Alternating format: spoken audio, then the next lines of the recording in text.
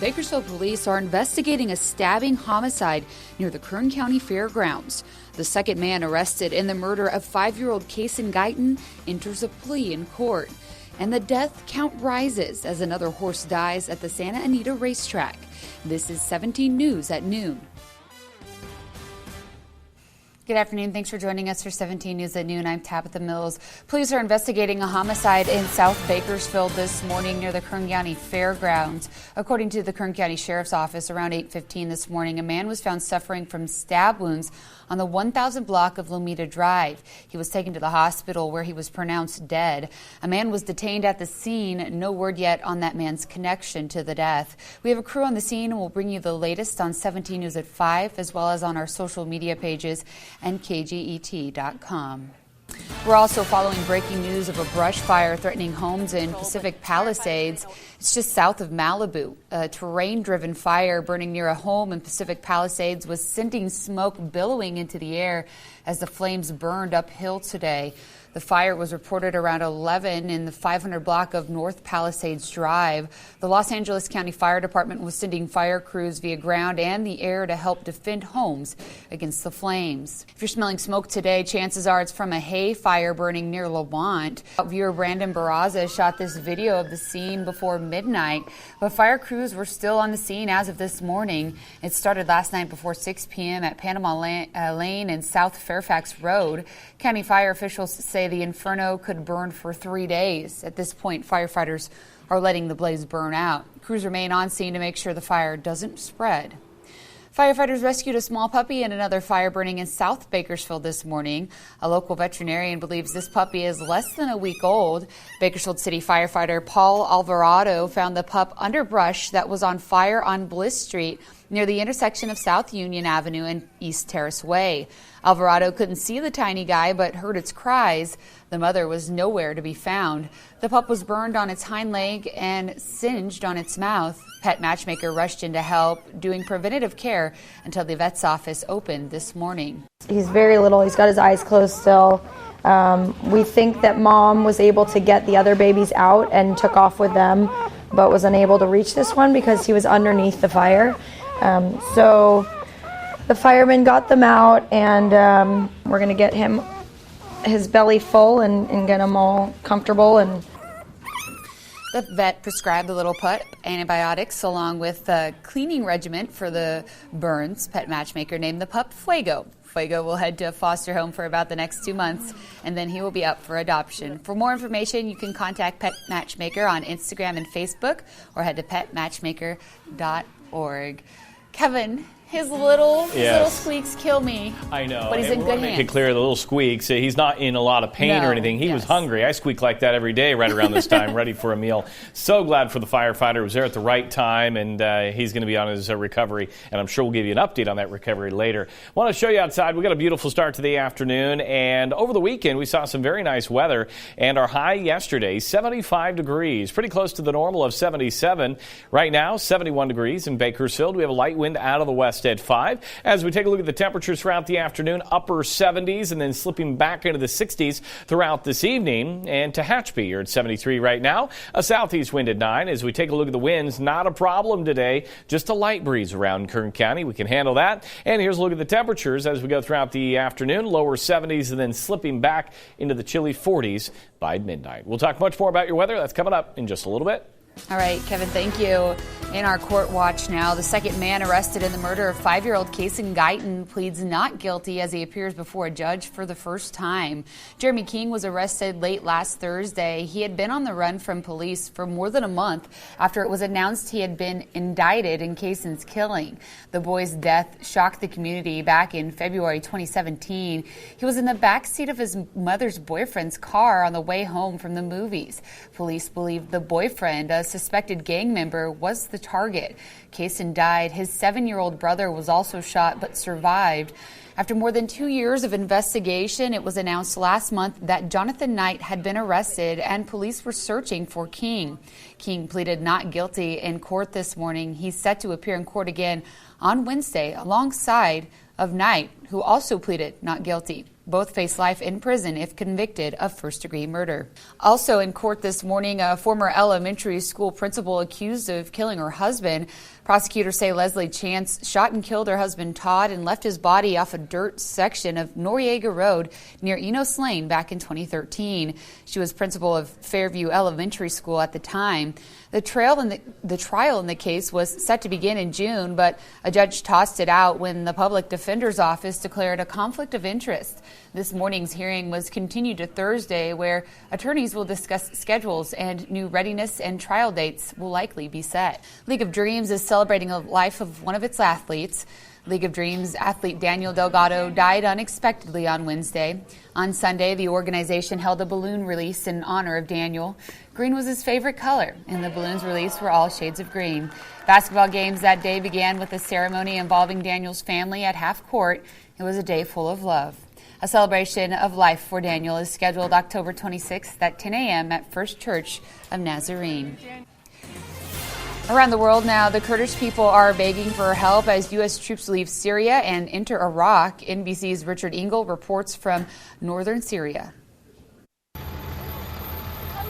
Signs of desperation this morning. Kurdish civilians begging U.S. troops in Syria not to leave while their lives and future hang in the balance. The Kurds held signs addressed to U.S. troops leaving Syria. Tell your children Kurdish children are dying, and we did nothing to protect them. Another, thanks U.S. people, but Trump betrayed us. Some demonstrators got angry, throwing stones. Activists and Kurdish officials tell NBC News the videos are genuine. Many U.S. troops saying they do feel profound guilt at what's happening right in front of them. Hundreds of Kurds have been killed in the last 2 weeks. Hundreds of thousands forced to leave their homes, while U.S. troops have orders not to intervene. The Kurds call Turkey's assault, now mostly paused until a ceasefire ends tomorrow, is a campaign of ethnic cleansing. These are the same Kurds who fought side by side with U.S. forces in Syria for 5 years against ISIS. Multiple senior U.S. commanders tell us they were the best and most loyal partners they've ever worked with. Some U.S. forces have already left Syria, crossing the border into Iraq. The defense secretary this morning said the administration is considering leaving a small number of U.S. forces here in northern Syria.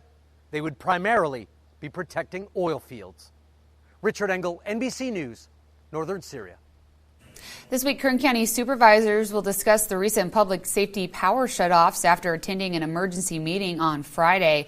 At tomorrow's meeting, supervisors will hear a report from last week's meeting with the CPUC and PG&E. They will also take action to joint local government groups and to be part of making rules for future public safety power shutoffs. Thousands in Kern County were thrown into the dark when PG&E and Southern California Edison cut power just over a week ago in the face of high fire danger. The Kern County Fair Board meets tonight for the first time since news of a state audit alleging misuse of taxpayer dollars. As we first reported late last month, an audit alleges more than $300,000 of taxpayer funds were mismanaged. The district attorney's office later announced it was opening an investigation. When we reported on the allegations last month, fair directors and the CEO did not return our calls.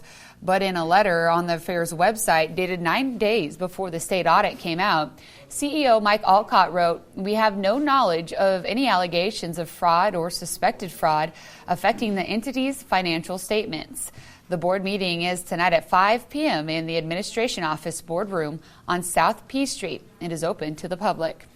The death count is now at 34 as another horse dies at the Santa Anita racetrack. It happened Saturday when a 3-year-old gelding named Satchel Paige broke his left ankle. The track's vet had to euthanize the horse.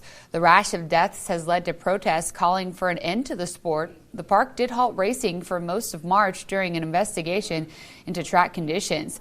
Competition resumed on April 4th after the state horse racing board approved a series of safety measures, but critics of the sport say American racehorses are given far too many drugs that may be causing their muscles to be too strong for their bones. A high school football coach in Portland is being hailed a hero. What he did to disarm a student in crisis. Plus, it's Breast Cancer Awareness Month, and coming up a little later, we'll share the inspiring story of a local cancer survivor. And is your baby sleeping safely? What a new study found out about infant safety and how you can make sure your own baby is safe. Your 17 Health Watch is after the break. Welcome back. Safe sleep is a topic we cover extensively here at KGET. A new government study finds there are still significant gaps when it comes to safe infant sleep practices. Survey data shows 78% of mothers place their babies to sleep on their backs, but 43% admitted to bed sharing and less than half avoided soft bedding. From 2012 to 2017, the Kern County Death Review Team reported more than 40 infant deaths as a result of unsafe sleep environments. Mothers who discussed safe sleep practices with a doctor were more likely to follow them. Parents just need to remember the ABCs of safe sleeping. A baby sleeps alone. B, they be placed on their backs. And C, that infants must always sleep in a crib or pack and play.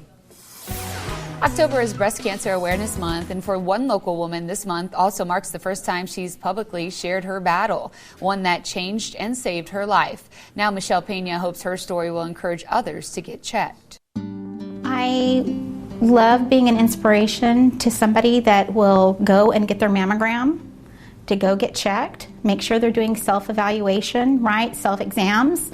It's really important. It doesn't matter how old you are. Cancer does not discriminate. This is Michelle Pena's story, a battle with breast cancer that many knew nothing about until October 7th, when Pena posted a heartfelt message on Facebook.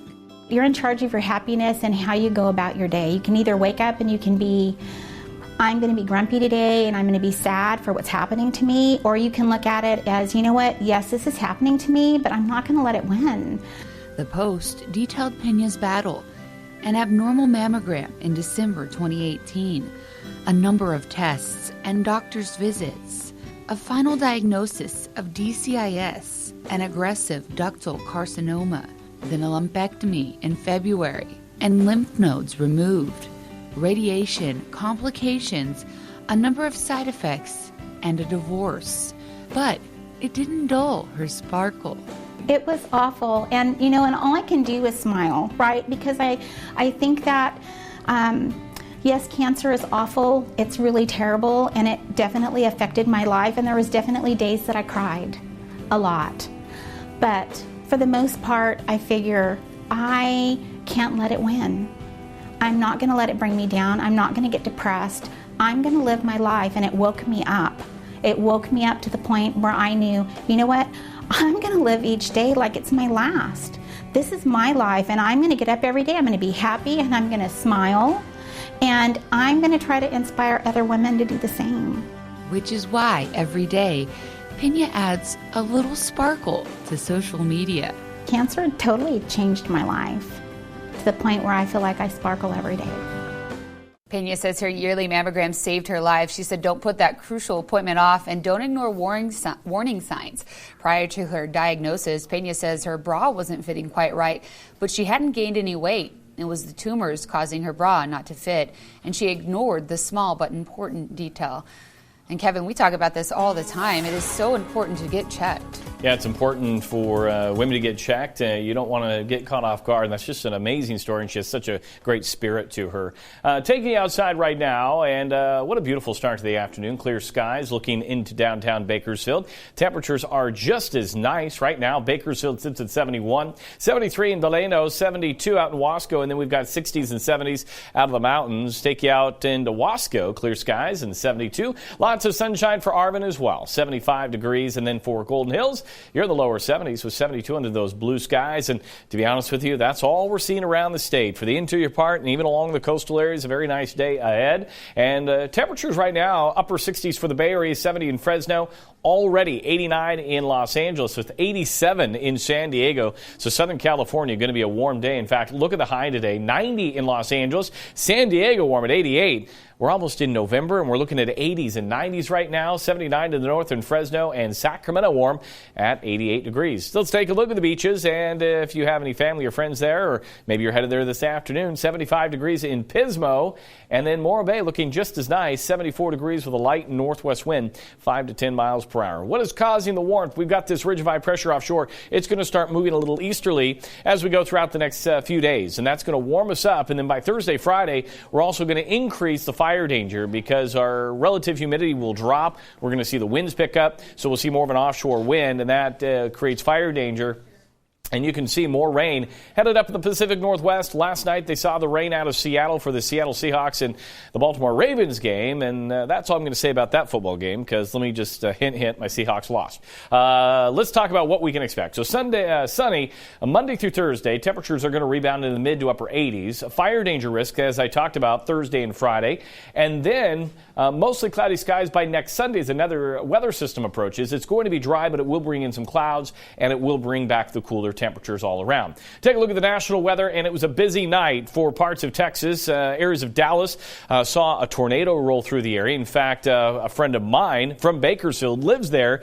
Tore down a tree, tore down a fence, in fact, tore off the front door in his home, but he's okay, and that's a good thing. This storm is now marching to the east right now, and it will continue to drive the thunderstorms and possibly some tornadic activity as we go throughout the afternoon. You can see the thunderstorm risk is still out there into parts of Louisiana, into Georgia throughout the afternoon, and then spreading to the north into parts of the Carolinas. Here's a look at the temperatures throughout today. Upper 50s in the rain out of Seattle, 53 in Denver, and then up into the northeast. We'll be looking at the 60s today. Here at home, air quality will be moderate with an AQI at 61. And your overall forecast today, again, calling for sunny skies and 79 in Bakersfield, 78 in Delano, 77 in Maricopa. For the mountains, 70 in Frazier Park, 75 for Tehachapi, 68 in Bear Valley, and upper 70s, lower 80s into the Kern River Valley. So a nice day there. And then for the desert, a high of 83 in Ridgecrest. Your extended forecast, and you can see the little warm-up, but then by Sunday, we'll be back into the 70s with some clouds, and then for the mountains, we'll see that wind pick up Thursday, Friday, some clouds on Sunday, and back into the mid-60s, and the Kern River Valley forecast 80s, and then 70s return on Sunday. Can't beat it. No, you can't beat it. Beautiful weather. All right. Thanks so much, Kevin. Well, Walmart is looking for employees and teens, and they might be the right fit for the job. What the company is doing to get teens in its stores. And UPS is working with small businesses. We'll tell you what it's doing to make business run a little smoother. Your 17 Business Watch is after the break. KGET Business Watch is brought to you by Grapevine MSP Technology Services, the Valley's leading IT service provider. Back now in your 17 Business Watch, checking stocks. The Dow Jones Industrial Average is up 48 points. S&P 500 up roughly 19 points, and NASDAQ up about 69 points at this time. The tight labor market could be a boom for teens looking for jobs. Walmart is looking to teens to fill some vacancies, offering high school students free SAT and ACT prep, subsidizing a large chunk of their tuition and offering them the chance to earn some college credit. Hiring employees early in their careers comes with a number of benefits. It costs less to employ them, and it typically is easier to train them to fit the company's needs. Questions remain about how long these programs will last. Is this the new norm for big retailers, or will these benefits disappear when the job market returns? Amazon's decision to scale back its relationship with UPS in order to control a delivery fleet of its own may have cleared the way for Amazon's future competition. UPS is courting small businesses with the fulfillment service for online retailers. Those fulfillment centers allow small businesses to strategically store their inventory and offers the businesses discounted shipping rates when that inventory is sold. How far is too far when it comes to getting the perfect selfie? Find out how much it cost one woman who took a wild chance on a cruise ship. Plus, a Portland football coach is being called a hero after disarming a student in crisis. What he did to de-escalate the situation. That's next. Welcome back. It's a story that could have had a very different and devastating ending. Instead, a high school football coach is being heralded a hero after saving a student's life and demonstrating genuine empathy in the face of fear. Newly released surveillance video shows the Portland, Oregon coach disarming a student with a shotgun, then hugging the student. NBC's Gotti Schwartz has more. It was a moment of life-saving humanity and compassion caught on camera. This is such a story that usually ends in a tragedy. Keenan Lowe, a football and track coach at Park Rose High School in Portland, Oregon, is also a campus security guard.